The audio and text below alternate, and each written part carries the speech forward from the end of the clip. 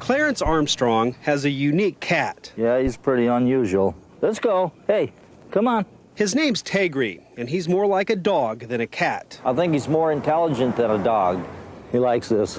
Every day when the weather's nice, Clarence and Tegri go for a walk, and they usually end up at a fast food restaurant in Renton. Would you like that with cheese today? Clarence goes inside and gets a cup of coffee, and Tegri waits for him outside. He'll just sit right there. It's darling. In the summertime, sometimes when it's too hot, I don't bring him over. Tegri will wait for Clarence for hours. Customers are amazed. When I first walked up the ramp, I thought it was a statue. He's the best. We've known him for about, 3 years? Oh, he's a little sweetheart. Clarence says he takes Tegri everywhere, to the grocery store, bowling alley, and library. Clarence and Tegri are best friends. Tegri, you ready to go? Hey, you ready to go home?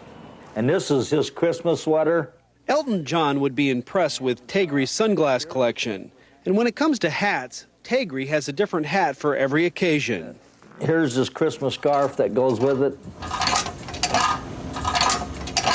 When he wants to swing in it, he'll push it and get it started. And just when you think you've seen it all, Clarence pulls out Tegri's favorite snack food. Now this is my cat's Grey Poupon. Now you've seen everything. Scott Rensberger, Cairo News Channel 7. TBTL. Hi, podcast. Oh, no. I consider myself to be an absolutely dead center, normal, average American. You negligently ruined her iPhone. You have to pay for that. It's as simple as that. This is not rocket science. What is rocket science? Rocket science is when the scientists find out things about space. As far as I'm concerned, they're the worst looking things I've ever seen. I mean, they are pathetic looking, they're homely. I don't know what exactly the attachment is. I think they're cute, but kind of funny looking. This is what happens when you hire two guys with a podcast. Let's get to the jokes. Well, all right. Hello, good morning, and welcome everyone to a Thursday edition of TBTL, the show that just might be too beautiful to live. Everything I'm saying happened last week. My name is Luke Burbank. I'm your host. I don't know who that is, and I don't care to find out. Coming to you from the Madrona Hill studio, perched high above the mighty Columbia, where we are looking at another gray day. What gives? Weather gods? Oh, I see. It's actually supposed to get sunny in like an hour. Okay, fine. I'll allow it. Here we are, everybody, at episode 4,482 in a collector series. Let the fun begin. If you'll allow that. And if you'll allow the surprisingly interesting story. Now that's interesting. Of the rise of the Toto toilet. Of course, the toilet, the washlet really is the actual name, made by the Toto Corporation of Japan, which is growing by leaps and bounds in America. But there's a great article in the New York Times today, the whole history of the washlet and how it was not popular at first, but then they put out this commercial that scandalized everyone in Japan, and they sort of turned a corner. What's the potty? What's your body? So we'll get into that. Plus, it's a Thursday, a.k.a. a Blurs Day, so we'll my birthday today. Do some Blurs Day messages. And we're going to talk to this guy, longest-running Cobro of the show, maybe best known for his depictions of the tall ships. This is sort of how I describe him. He is a once-in-a-generation storytelling talent who has a loose relationship with the truth. And he's Andrew Walsh, and he's joining me right now. Good morning, my friend. Good morning. I think, I did not fully edit that piece of tape. Did you expect Mike Daisy to be co-hosting with you today? What is that tape from? You are a kind of magic. It's actually a guest magic on our friend Chris Hayes' podcast this week, the Why Is This Happening pod, who is an expert on AI, and she wrote a book about, she's describing Sam Altman. Sure. The open AI guy. And, but, I thought maybe this also, there were some... he is a once-in-a-generation storytelling talent who has a loose relationship with the truth. I thought that also, could apply to both of us. Possibly. Sure. I mean, I don't know if I would accept the back half of that. I do have a loose relationship with the truth, certainly. I don't know if I'm a once-in-a-generation storyteller. I was trying to be a bad storyteller there, but... I did realize something about you in that intro tape, is that you really would, I think, enjoy the life of Tegri the cat. Wait, am I Tegri or am I You're Tegri? your Tegray because Tegray gets to go everywhere with its owner. And everywhere the owner goes is the grocery store, the bowling alley, and the library. And a Jack-in-the-Box, I believe. Throw Teddy's in there, and we've got the complete Andrew Walsh loop. That's right. I haven't been to a bowling alley in a long damn time, though, unfortunately. But I should. Could you bowl again? Is I think so. Your joint issues. I mean, you played whirly ball, so I did play that. Yes, believe it or not, bowling might be more athletic than whirly ball. We found it. We found the sport that is less athletic than bowling. No offense to our bowlers out there. I love bowling. I remember even as I was getting better, as I started to take these medications, that I guess like this whole ordeal with my rheumatoid arthritis started about Luke, happy anniversary, my friend. It's happened about a year ago. I'm going to say it just started, but it was mysterious. Didn't know why I was in so much pain, et cetera, et cetera. We've already gone on the whole journey. Everybody, I assume, listening right now has listened to that entire journey. If not, let me recap it for you, minute by minute, as only a once-in-a-generation storyteller can stumble upon. He is a once-in-a-generation storytelling talent. But even as I got better, I was like, well, there are certain things I just won't be able to do again, and that's fine, like bowling. I enjoyed bowling, but I was like, I won't bowl anymore. But I had a doctor's appointment yesterday, coincidentally, kind of checking in with my How'd the blood my draw go? Were you properly hydrated? She had a little bit of trouble. Well, before we get into that, I'll just finish by saying, I think that, I said to my doctor, I'm like, I'm still in the grateful phase of this. I don't think there's anything, I wouldn't say there's nothing I can't do, because there's a lot of stuff I can't do, Luke. But that's unrelated to any sort of rheumatoid arthritis. So much stuff I can't do. But I don't think there's anything I can't do today that I couldn't do a year ago before all of this started. And that is, I don't know. I think about that a lot, and I feel think you mean very that you could lucky. do before, but I couldn't do what I couldn't care less about your corrections. What you can't do. Right, exactly. But anyway, so in other words, you're able to, whatever it was you could do before this, you're now back to doing that stuff, including yard work and darts and if you wanted to, bowling. Luckily, most of it just means eating popsicles and watching old episodes of Brooklyn Nine-Nine. I can do that actually maybe even better than I could before, to be honest with you. These drugs are a miracle. So I'm feeling very grateful for that, but I have not tried bowling again. And the blood draw, I get nervous about that because I have a little bit of trouble finding veins. I drink a lot of water. I skipped coffee yesterday because I know that dries you out a little bit. And I go in there, and it's always this dance. This is so difficult to explain, but the first time I went in to get my blood drawn in a long time, this was, again, probably about a year ago, as I was going through this stuff, there's this little lab in the downstairs of the medical facility that I go to, and it's kind of run by its own, but kind of a third party called LabCorp. I think a lot of people are familiar with LabCorp. Sure. Anyway, and I got a That's how I describe my fashion. LabCorp? It's a lot of white, a lot of long white, a lot of name jackets. tags. Yep. Yeah. And I got this guy who I don't want to be rude, but the only way to describe him would be like a grumpy Gus. Is he still there? Yeah, guy is still there, man. And so this is where things get kind of interesting. So he couldn't find a vein. He was very grumpy with me. This is yesterday. No, you this was guy. I'm just recapping. Okay. And so sorry. I can't remember. I think that he ended up calling somebody else in. I am pretty quick to get lightheaded in these situations, so it's a bad combination of me being especially nervous and squeamish and them always kind of having a little bit of trouble like finding a good solid vein. And I don't remember exactly how it ended up unfolding with this guy the first time, but I know that somebody told me, like this woman at the front desk at one point said, like, there are people here who are more experienced. You can sort of ask for that next time. But it was unclear how I go about doing that. But I'm going to say the last 4 times, maybe even 5 times that I've gone in to get my blood drawn, I've said to the person at the front desk, sometimes it's the same woman, hey, I'm a little bit hard to find veins with or something along those lines.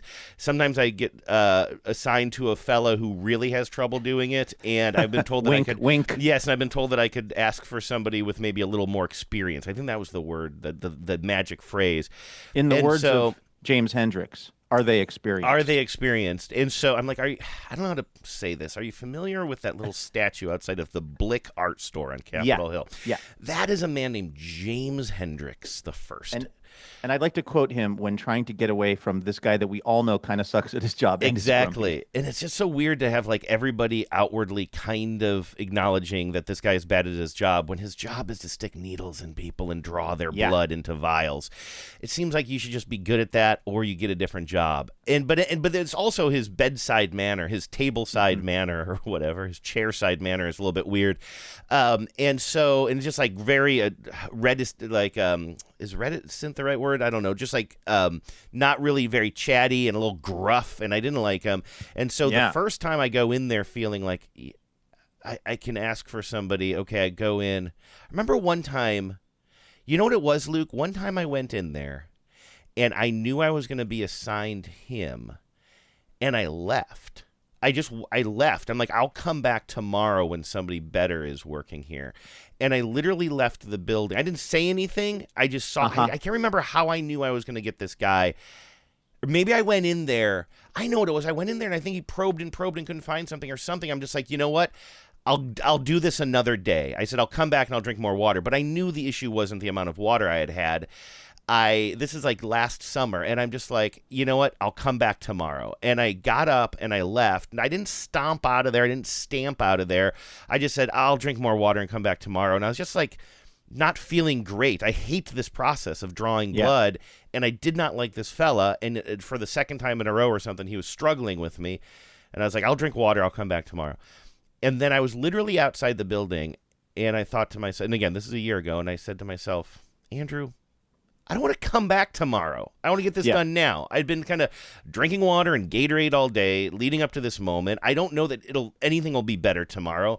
I'm going to go back in there right now and say I need somebody else. And so I think that's when I went in, and I said to the woman at the front desk, this fella couldn't find a vein. I can't come back tomorrow. Is there somebody else? And she said, yes, and you can always ask for somebody more experienced. I will do it for you. And I really like this woman, and she had drawn my blood before. No problem at all. In fact, this is the phlebotomist who tricked me into thinking that I was a big boy, that I could handle this stuff because she's so good at her job that she would, make some small talk, take some blood. I'd be out of there. And then this other guy's like, give me another vein, give me another arm. Oh, then grunting as if it's my fault he can't find a vein. I just did not like So anyway, I started this little trick going in and sort of saying, hey, I've been told I can ask for somebody with more experience. And that worked like 2 or 3 times until this woman went on maternity leave or something. And then I'm like trying to use an old code to other phlebotomists who don't know what I'm talking about. And I don't know, the last time you're punching it into the Bed Bath & Beyond website as you're checking out, hoping you can still get 10% off. Yeah, I'm like looking. You're guessing. You're going AUG10? Scouring for codes. SUM10? I don't know.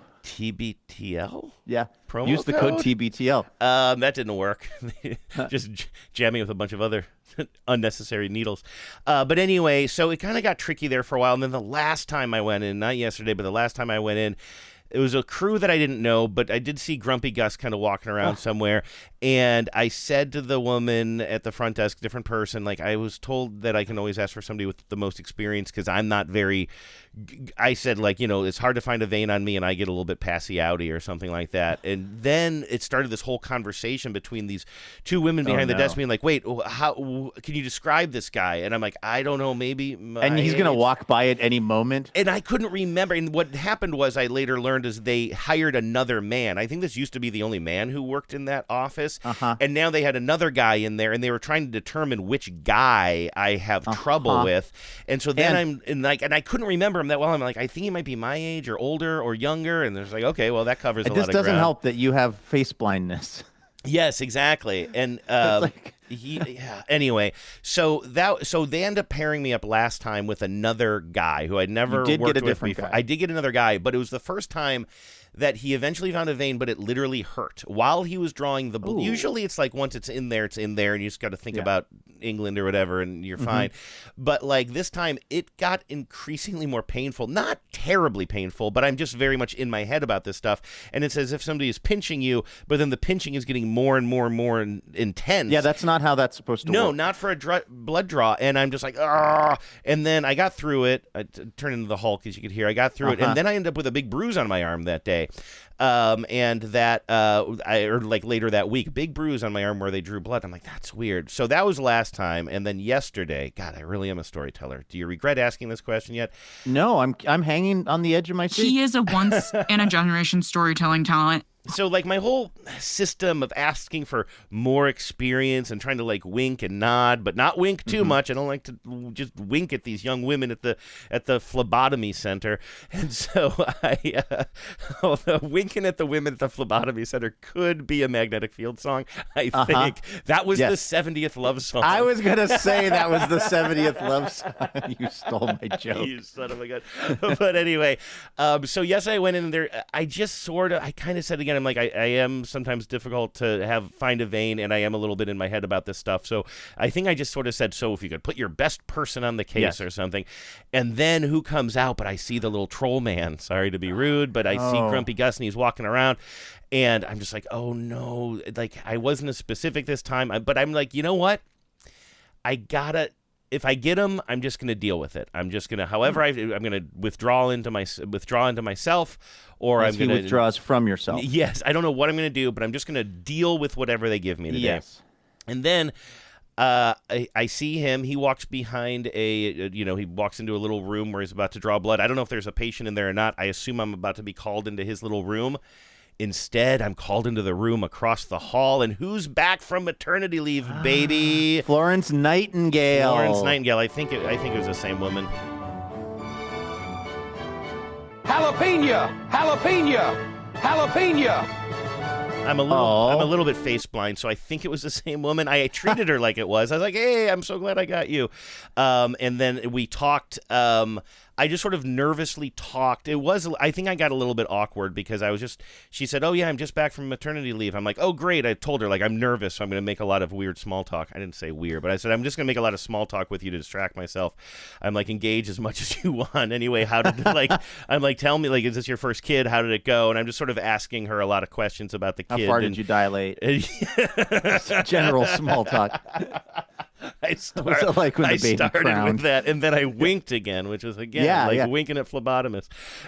Anyway, we got through it, but I do think because I'm just so nervous in those situations that I'm just talking a lot and saying weird things. And I remember leaving. This is the part that is I thought about this later in the day, and I cringed. I was so glad to be done with all of this, and I left, and I said, this is a true story too. I said, the doctor says if these blood levels look right, I don't have to come back in 3 months. I can come back in 6 months. And she was like taking off her gloves or whatever. She was pretty much done with the conversation at that point. But I felt like a child being like, if this blood comes back right, you don't have to see me again for 6 months, teacher. By the way, I looked at it today. The blood did not come back totally right. I think I'll be back there in 3 months. But nothing I get that. I know off. that excitement, though, that kind of like you've just gotten through something that you're sort of dreading. And then there's this huge euphoria. I guess it would be like or like endorphins or something. You're suddenly like, euphoria is the exact word. You were right. Yeah, just you're flooded with this like excitement that you just want to like tell the world or something. You go from just being like feeling about as bad as you're going to feel to feeling ecstasy. Yeah, and I got real as I left. That's right. I said, "Oh, thank you so much." I was like, I start worrying about that about a week out, and then I'm like, but I might not have to come back for another 6 months if the blood turns out right. But again, at that point, I'm kind of like, wow, you're talking a lot, Walsh. Get out of here. But then, I got out of there. It sounds like because you've had your blood drawn by. Is this woman there? If she is the same person, the only woman there who has drawn your blood?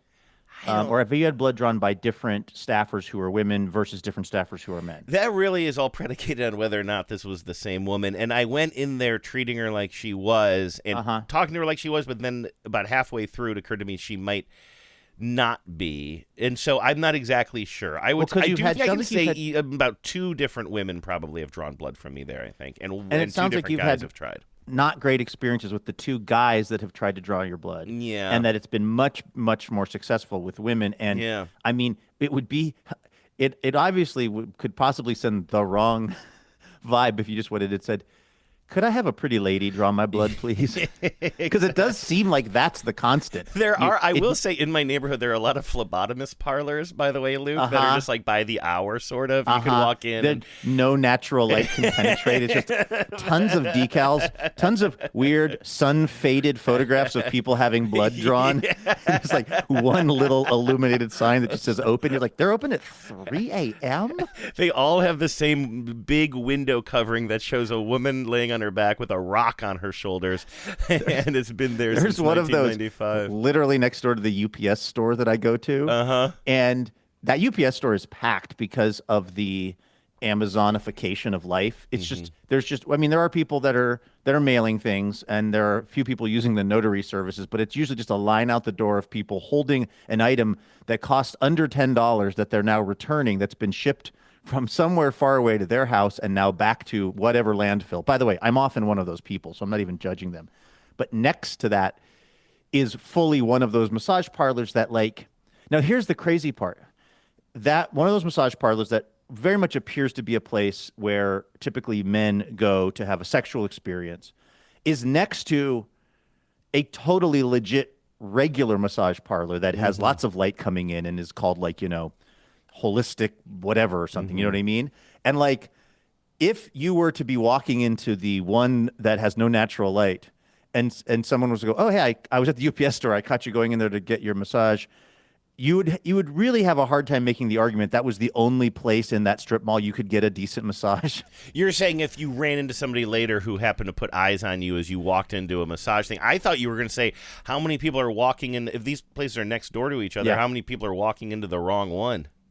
Well, that, I guess, could also be first of all, that may just happen, and it also might be a cover story, because if you look at these two places, you see very clearly one of them is pretty sketchy, and one of them is just like a total, like I said, it's got like palm, like I don't know what, like things that indicate good health and aura and everything. And like I said, plenty of natural light going in the large glass windows that are all totally wide open. I guess my point is that, like, if you were to get kind of, and busted, I just mean like somebody saw you coming out of a massage parlor that was pretty clearly intended towards a sexual activity. If you were somewhere else, you might be able to go, I don't know, I just had a sore back, I wanted a massage. But in this case, you're like next to a real, like a legit massage place. So that argument kind of goes out the window pretty fast. Like, but let me ask you this. Let's talk about words for a second, because words are important. They really are to this show. Do you think, to say, whenever you refer to it as a massage parlor, that kind of implies the kind of... You're absolutely right. Because otherwise you would call it a spa, right? You'd go for a spa treatment or whatever. Like, so it sort of sounds like this is a spa next to a massage parlor. And I don't know if that's official, but that's how we use it. No, I had never thought of it that way. But yes, if I were like getting Becca and I a massage or something, like, a gift certificate, it would never be at a place that had parlor in the name. Yeah. That only indicates a certain kind of thing that's going on. None of those other places, the places that are, non-sexual in nature, they're never called a parlor. That, you're right, that's a dead giveaway of what and I don't even know what this place is actually called, I don't know if they use the term parlor, but that's what I would call it if I saw my buddy going in or out of there. I would say, hey, I saw you going into the old massage parlor the other day. It does remind me, I gave you and Becca a kind of a homemade coupon for a free couples massage by me. Yeah. Have you lost that? At Andy's parlor? It just occurred to me that you haven't even cashed that in yet. I'm here, buddy. You know what? I got to figure out where I put that thing. I got one hand for each of you. I might have put it on the fridge, but I am having a devil of a time locating it. Well, when you do. On the subject of this kind of stuff, when I was a kid, I once saw a little league teammate of mine. I once saw his father emerging from an adult bookstore near Pike Place Market, and my mind exploded. I could never look at this kid again the same way. As we were playing Little League baseball together, because I had seen his dad coming out of a porno shop. back when Pike Place Market, was not unlike Times Square in New York, it was mostly pornography around there, in the 80s in Seattle. And wasn't there a famous dance club there too? Isn't that where like the dance club that had all of the very clever sayings on the sign? Dance club? No, I don't know. It was called the Lusty Lady. Oh, I'm sorry. I called it a dance club, but I meant that women are dancing for men in a lusty way. Sorry, I don't. Behind words glass. Are important. Yes, Andrew. Exactly. Haven't we established that? That was the kind of place where you could go in, and it was like there was the "Open Your Heart to Me," the Madonna video. Of the sort of peep show where that you put really was quarters the in. style. Wow, that was the style of the Lusty Lady. You would put quarters in, and this little thing would go up, and there was just a room full of women who were naked, and they were just kind of. I will be honest with you. My memory of the times that I was in there as a young person, there seemed to be a certain lack of enthusiasm on the part of the gals that were behind the glass. Like, I think there clearly there was something where you could be like tipping and probably getting things going in a more exciting direction. But I just remember like the window going up and just seeing, it was just kind of seeing some gals kind of sort of sitting around without clothes on, kind of looking like they might have better places to be. And I thought, well, that's enough of this for me. And when you say a young person, you don't mean you snuck in as a child, but as a young adult, you were... A young adult. I was probably in my early 20s or something. But it's funny because I think that is the plot of that video, which is, I want to say, it's a young River Phoenix. I was going to say... who's having his mind blown. This came up on the show like a few weeks ago. I never knew that kid was a famous actor. Because I know that video, but I never put that together. And I think like Madonna is the one that's doing the... Madonna's the one in the dance club. Yeah. It's actually a pretty cool video. I wonder if somebody famous directed that video, now that I think of it, too. No. Like a Herb Ritz or a that Richard would be Avedon type. That type. would be the right era. Yeah, I'm not sure about that. Although... You know what? Let's see here. When I put in River Phoenix Madonna video, I'm getting a lot of Lucky Star, but there's no way she was in Lucky Star. Was he? I could have. By the way, I could have totally and completely misremembered this, so don't quote me on Wow, that. I got to be careful about quoting you on that thing, because I know that's a very interesting detail. If that is River Phoenix or somebody famous playing that little boy in that let's see. thing. Open Your Heart to Me video. Was that the song? Did we establish that's the song? Yeah, I think that's the song, Open Your Heart. It was. It looks like it was directed by somebody named Jean-Baptiste Mondino. Maybe I'm that not guy familiar sounds with that artsy. person. Definitely, yeah. Now I'm just waiting for a couple Google Workspace ad to play on YouTube. Oh, it takes influence from Liza Minnelli's performance in the 1972 film Cabaret. So it was a sort of a nod to Cabaret, but I don't see any mention of that being a famous actor. and also, okay, am I crazy? Is like I don't want to watch the whole video silently. Oh yeah, okay, yeah. This is I think I might be right about this. It's a big step up from the Lusty Lady, but it is a thing where Madonna is dancing on stage. Kind of suggestively, and there are those little sort of like peep show booths, but it is very artsy the way it's shot. But now I'm no trying question to get about eyes that, on Luke. By the way, I have that video burned into my brain, my friend. Nobody was questioning the veracity of that in statement. The basement of Burgundy Bay. Somebody was spending Let's just say that I was very into art films. I bet you were. But I am on the Wikipedia for this, and I'm just not seeing any. Oh, and I'm not trying. This maybe he was in another video for her. I wonder. For some reason, I have that connection in my mind of him being somehow associated with a Madonna video. But, again, I've been wrong so many times just today that this could just be another example of that. Somebody will figure this out and email me and let me know what I'm actually thinking of. Can I tell you something very interesting about this song, and then we can move on? Open Your Heart. Open Your Heart was originally written as Follow Your Heart, a song for Cyndi Lauper. But then for some reason, management got in there and Follow Your Heart wasn't recorded or something. I'm trying to read this at the same time as telling you about it. But that's really, because all over this Wikipedia page for Open Your Heart, parentheses, Madonna song, there's all these photos of Cyndi Lauper. And I'm kind of like, why is Cyndi, I mean, God bless Cyndi Lauper. Love that woman. But why is she all over this Madonna page? And apparently this was originally conceived as a song for her. I find that to be interesting. That is really interesting. You forget how many freaking hits Cyndi Lauper had. I do, honestly. True Colors. True Colors is Girls amazing. Just Want to Have Fun. Time After Time. Those are the three that I would know. What's the best part of Time After Time? If we're on the Newlywed Game, what is Andrew's favorite part of Time After Time? Favorite part of Time After I've said Time? this to you before, yeah. You say, "Go fast, I walk behind." The second hand unwinds.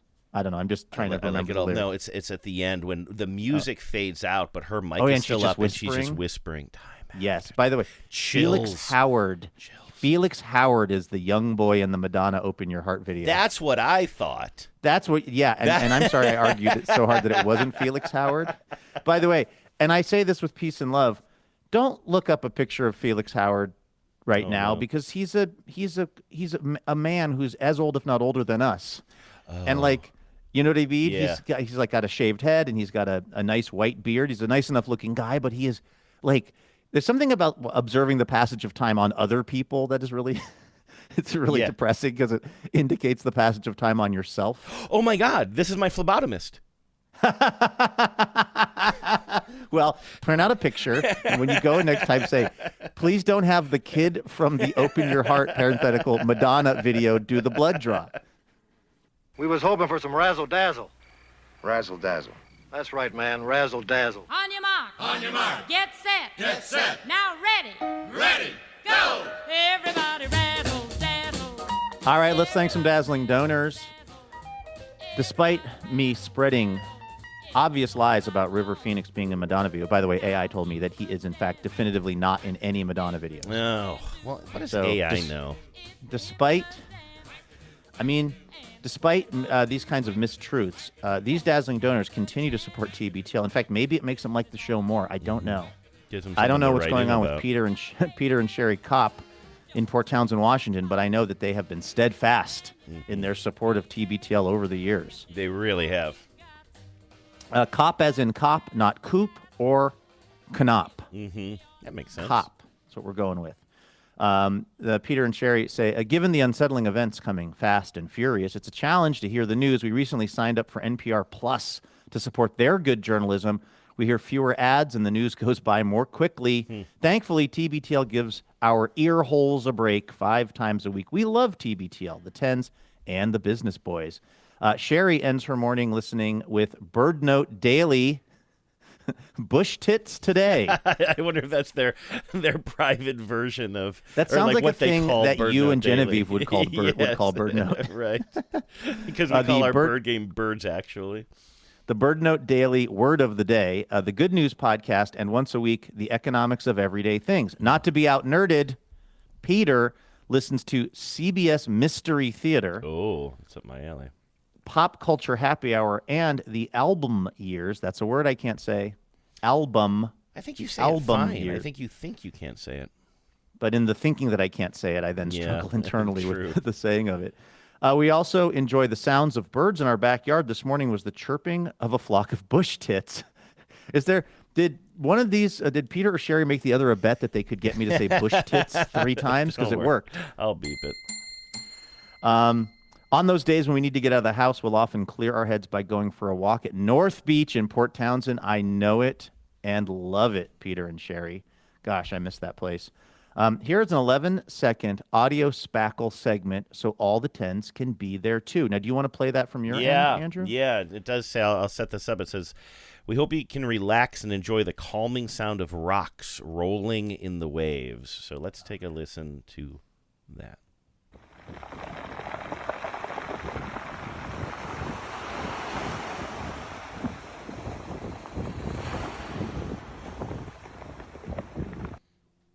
Too short. I wish it could go on forever. That was 20 seconds. I would have gone to sleep. Yeah, that's a good point. Also, Peter and Sherry, I used to walk Rudy on North Beach. That was a big kind of zen place for me. That walking along that section of North Beach with the dog listening to the waves, it was extremely healing back in the day. So thanks a lot. Thanks for reminding me that I used to live on the Strait of Juan de Fuca, and now I live out in Trump country. It was too cold, but no, that was though. very relaxing. You could never wear a T-shirt. That is true. That was a problem out there. It looked very beautiful from inside the house. But other than, seriously, the hottest day of the year. There was one really warm summer day where I remember my Aunt Kathy and my mom came over, and I think my Uncle Chuck might have been there, and they were all sitting on a little outside kind of couch thing looking at the ocean. And that was the one time I remember there being any fun outdoor activities in the however many years we lived at that place. You loved it there, though. I sure did. I was a fan of that place. And I'm a fan of Peter and Sherry. Yes, me too. Thank you so much for supporting TBTL. We couldn't do this without you. Maestro? On your mark. On your mark. Get set. Get set. Now ready. Ready. Go. Everybody rattle, daddle. Look who it is. It's Harley and Amy Cody. Harley says Harley like an annoying motorcycle. I wonder if Harley drives a Harley. I mean, if he's calling it an annoying motorcycle, it sounds like maybe not. I'm guessing not. And also, it's just too on the nose. You want to avoid those jokes. My neighbor drives a Harley, and he loves to take it out. He's such a sweet guy, though, that, like, you know, I don't begrudge him that. But I did have an embarrassing moment yesterday, Andrew, as I was working on my raised garden beds, and I was talking to my neighbor.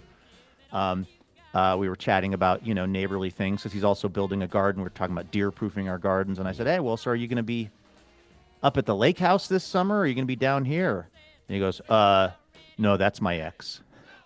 Oh. She got the lake house, so I will not be going to the lake house. And I was like, oh. Oh, okay. Well, so that's Talk how you about learn. face blindness. I had no face blindness. I had no idea the gal on the back of his Harley is not the gal that used to be on the back of his Harley. Oh, okay. But wait a second, though. But you said that to him, right? I said that to him. I didn't say it to the new girlfriend. Thankfully. Right. Gotcha. Okay. Well, but I clearly I did not in any way note that there was like a different woman of that certain age that was coming and going from the house, and also occasionally sitting, you know, on the back of his Harley as they would go off for a little fun ride. Well, that's good. It means he knows that he's not under like super intense scrutiny.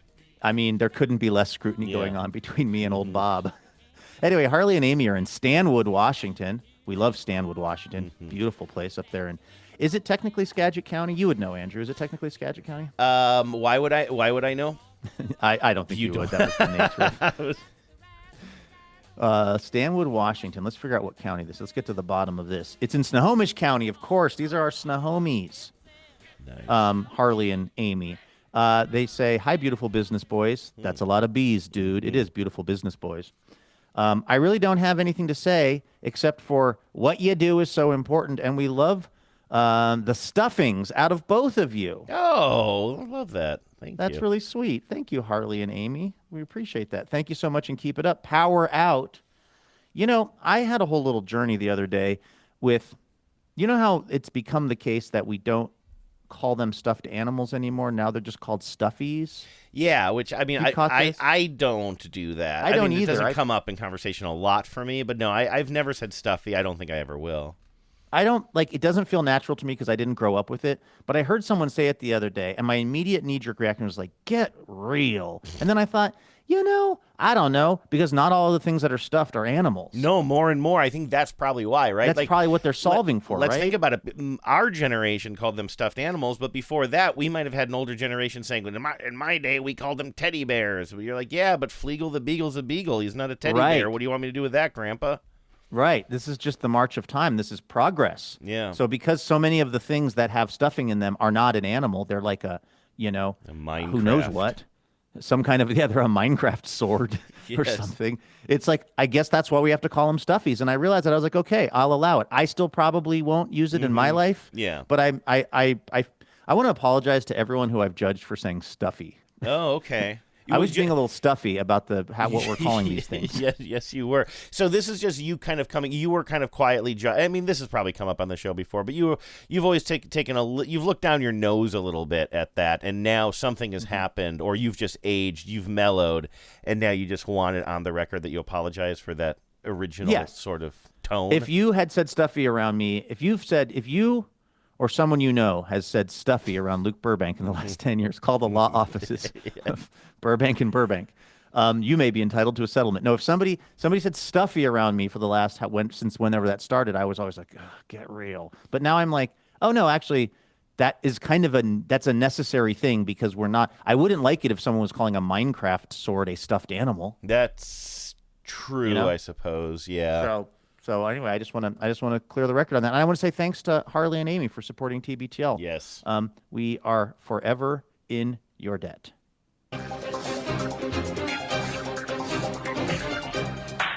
Hello and welcome to Top Story. You know, when there's bidet talk in the New York Times, Andrew, your boy Luke is going to be zeroing in on that. He's going to be laser focused because there's two things I love: the New York Times and toilet talk, particularly Toto talk.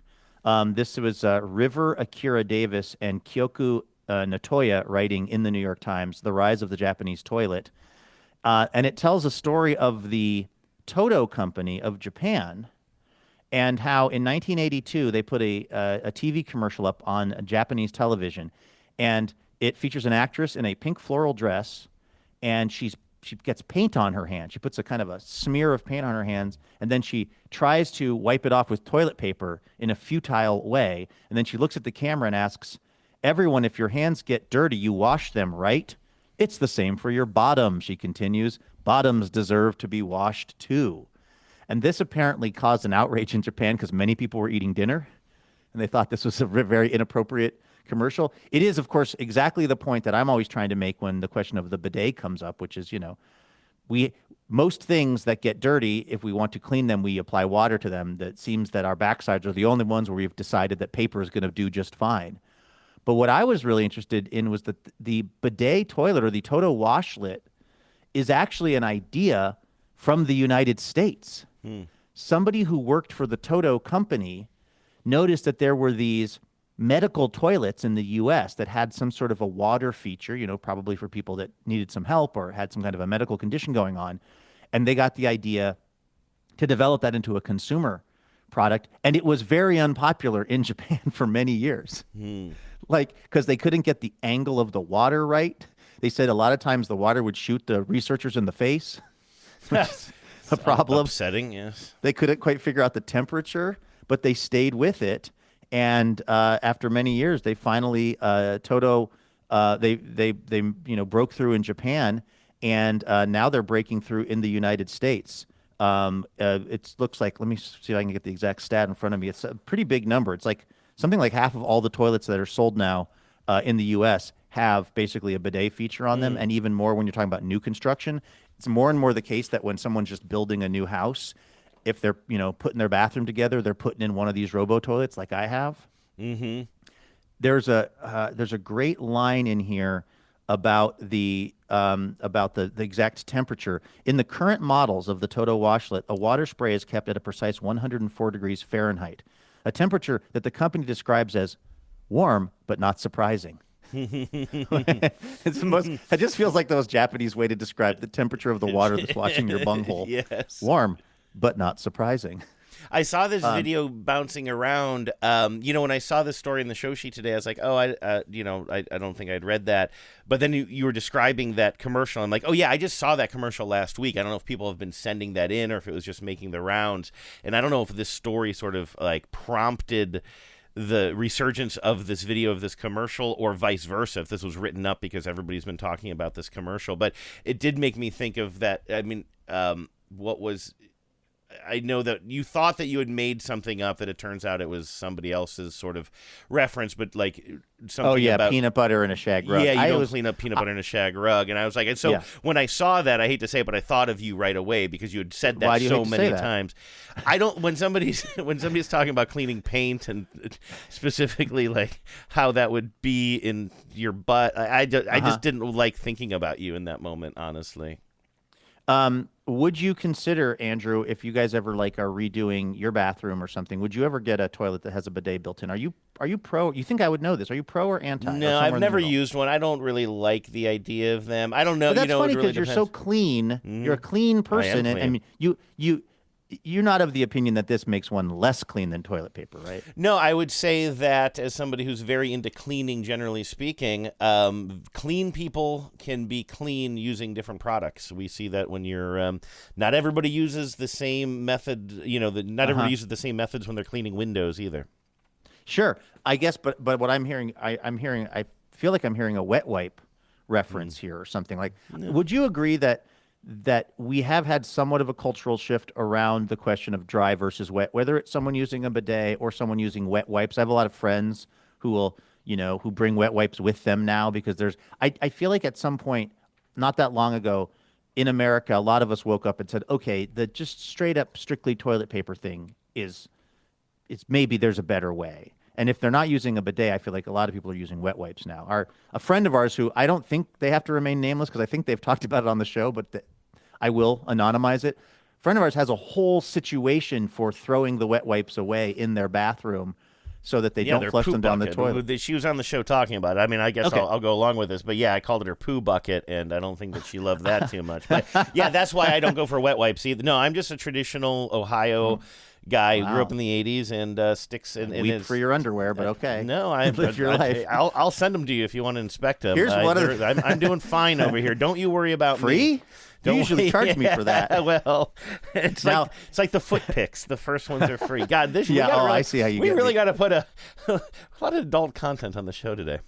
I don't consider clean backsides an age-related conversation. I think it applies to people of every age. One of the things they mentioned in the article, though, is that there is now this kind of class system within the bidet situation, which is remember, did we actually do ads? Speaking of old TBTL ads, I must have at some point done an ad for what's the company that was making them in the U.S. that still makes them and they mail them out to Tushy.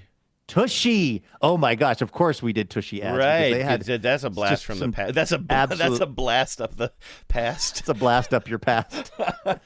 Those Tushy bidet ads were brutal.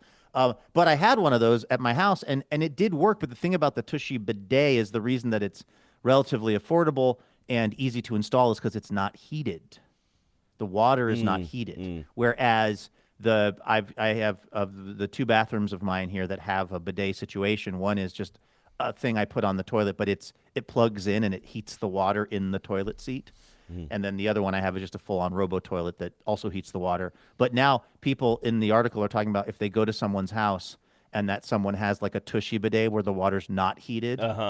It's like, oh my goodness. I mean, what is this, the Stone Age? Now it's not just do you have a bidet, it's like, are you working with heated water or non-heated water? Yeah, I'm just not a bidet person. Again, this might just betray my lack of kind of understanding of them, but and total disinterest in them as well. It's not, it's kind of like karaoke. People are like, oh, dude, you don't sing karaoke, and they give you a hard time about it. And you're like, dude, I'm not missing out. It's not like I go home at night and say, boy, I wish I could do karaoke like the other cool kids. It's like, oh no, I'm living my life. I'm fine not doing karaoke, and I'm fine being around it and whatever.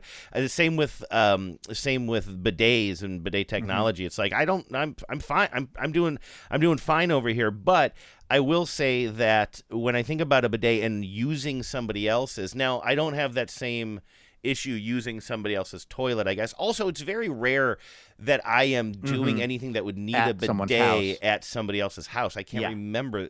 I mean, God, I don't know if I've ever done that. I like a little bit of privacy, and luckily I've never been in a situation, I think, where I've had to do that. I mean, I must have at some point, but generally speaking, like, I don't like the idea of sharing a bidet with somebody. Well, I understand how that could seem. It's not in my experience, it's not any more gross than sharing a toilet. Yeah. Just generally, because the thing where the water is shooting from is very far away from anyone's body parts, which is apparently that was the whole technology that Toto had to really dial in, was literally the angle and the whatever, because it's all kind of, and then it retracts. This wand kind of, it comes out, it's very far away from you, it's washing things, and then it retracts. And then, so you never even actually see it. But I could see how if you haven't used one, it could seem a little intimidating or gross or whatever. But I will tell you, if you ever do, and again, I know you're not going to, but if you ever did find yourself using one, there's, in the words of Katy Perry, there's no going back. I think, because it is, once you get used to it, that certain feeling, it would just be like the difference between if you took a shower with water or not with water. Like maybe you rubbed yourself down with a dry shampoo and you cleaned everything off with the towel and you were effectively clean. But if you were used to the feeling of water washing over your body, like at least that's my experience with it. And I will say also, I do not go, nobody asked, but I'm going to tell, I do not go bidet only because I do think that's a bit of a dangerous game too. In other words, I do a little wipe with the paper. There's toilet paper in there. I basically get things to the point that I used to get them to with toilet paper, where things are very clean. And then the last pass, the coup de grace, if you will, that's where the water comes in. So I feel like worst case scenario, this is already clean. I've already used toilet paper, but now I'm just taking it to another notch. You could eat off of this butthole is really what I'm trying to say.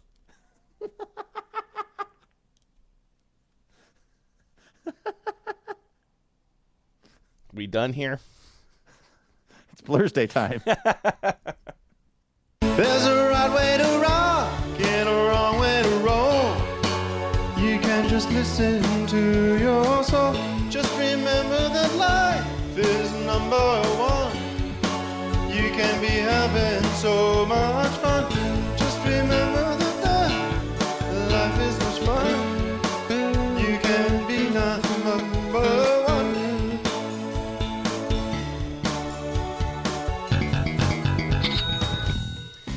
Webster's defines a Blur's Day as a fun way to say birthday. If you'd like to wish somebody a happy Blur's Day or a happy birthday, you can email me, andrew@tbtl.net. That's my email address. Put Blur's Day in the subject line so I don't miss it. You're writing this Blur's Day term paper on the bus on the way to school, aren't you?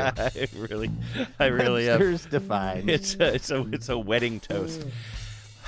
Webster's defines love as...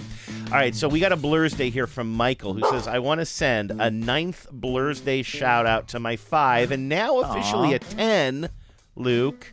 We're converting them one by one. Finley. Happy Blur's Day to Finley. He's also my TBTL progenitor. Wait a second. Wait. Finley Hold on. is... I wanted to send him a 10. So maybe that refers more to age than listening to the show. Because 9th Blur's Day, maybe now the 5 has become a 10. But Finley is the one who turned Michael onto the show, it sounds like. He's also my TBTL progenitor. I was having a driveway moment in 2017 while he was napping in the back seat, and the Spooktacular show came on WBEZ. Luke, we found the person who started listening to our podcast because of the Spooktacular special on the radio. What? Michael, I want to do a whole interview with you. I'm going to make a documentary about you. I want an oral history of... That is crazy. So for those of you who don't know or forgot or whatever, when we were at American Public Media, one of our things that we tried to do to grow the show was make occasional actual radio shows, and we would try to base them around like holidays, and then they would, like APM would send them out to radio stations and say, hey, if you're looking for something to play on whatever, Halloween or 4th of July, that was the salute to the American hot dog or whatever. And we never heard back about any of it. I don't think I even knew it played on BEZ. I think I vaguely remember that we were excited, or I was excited to know that it was playing on BEZ. And the thing is, I remembered the hot dog one well. We put a lot of work into that one. We recorded that in several different locations. I remembered the Valentine's Day one, I think, because we had a pretty great voicemail, I remember, from listener Bet, amongst other people. The Halloween one I kind of forgot about, but of course that was I think of that as the only show where you and I recorded a segment that we didn't use. Yeah. You and I went to use Spirit Halloween. We use everything. Like, we actually did a field piece that even we couldn't turn into, that even we couldn't excuse. We were just like wandering around a Spirit Halloween waiting for something to happen, and nothing happened. But you know what I do remember from that, now that I'm sort of reminiscing on this, thanks to Michael and Finley, is that incredibly charming interview we did with a colleague at APM who we never worked with before or after, and unfortunately I'm forgetting her name, but she talked about how she came on the show and talked about the candy tax. She and her siblings would go out, trick or treat, come back with a bunch of candy, and then her dad would take some of the best candy and called it the candy tax, right? He had a whole system for it, though, I believe. It was wealth redistribution in its most aggressive form. It was taking candy wealth from the young children and sending it to the adults who could buy their own candy. Yeah, you can't do that anymore, certainly. Michael, anyway, wants to wish a happy birthday to Finley, who was napping way back in 2017. That's right. Because Finley was asleep in the... I know that move, by the way, from when Addie was little. You don't want to move. Your kid falls asleep in the car seat, and you get back home, and you're enjoying a few moments of relief.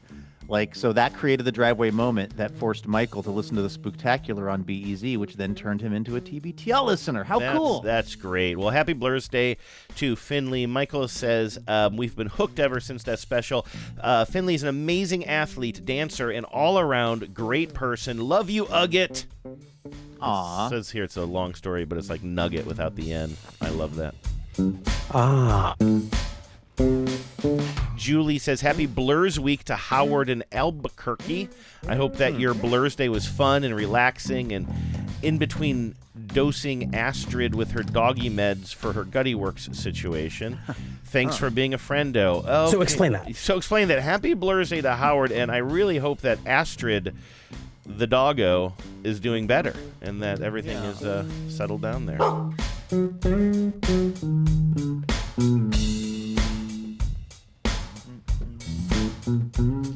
All right, finally, Christina says, happy 50th Blur's Day to Brad. Brad belongs on the Mount Rushmore of family men. He's the best, most patient papa to our little slugger Lee and my real cool guy. He's a fantastic cook, riffing off recipes. Ooh, I like that. Riffing off recipes like the jazz drummer he is.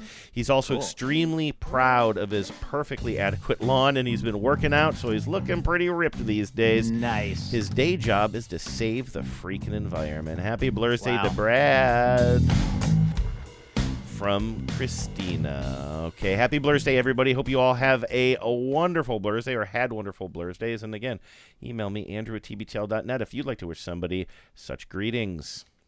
Absolutely. Happy Blurs to all, and to all a good Blurs. Indeed. All right. I think that's going to wrap things up here on this Thursday. Hey, if you are, I don't know, somewhere in southern Washington or northern Oregon and you're looking for something to do tonight, come on down to Livewire. We've got Paul F. Tompkins, and we've got music from Sir Woman. Melissa Phoebos will be there. I'll be there. Critically, I will be there hosting the show. It's at 7 p.m. at the Alberta Rose Theater. Hey, Luke, tomorrow on the show, so here, Yes. Can I ask you something? Please. This is more just out of my own self-interest here, but I have had a tote bag filled with a couple of boxes and packages from listeners sitting under my desk for like a month or two now. Oh, and it wow. occurred to me it would be real nice to kind of clear this space out and also to celebrate the tens of listeners who sent us things at the P.O. Box. Can we do that tomorrow? Yes. Open up Let's some do a big round of what's in the box. What's in the box? We'll do that tomorrow on the show. I really put you on the spot there. It would have been awkward if you had said no. That's, you've learned how to basically railroad things through onto That's the program. right. As you just ask me in front of the listeners, and I have no choice. But yeah, if you've mailed us something and you've been wondering if we got it, well, tune into tomorrow's show and we'll all find out together. Exactly. All right, thanks for listening, everybody. We will be back here tomorrow with more Imaginary Radio for all of you. In the meantime, have a great Thursday. Take care of yourselves, and please remember, no mountain too tall. And good luck to all.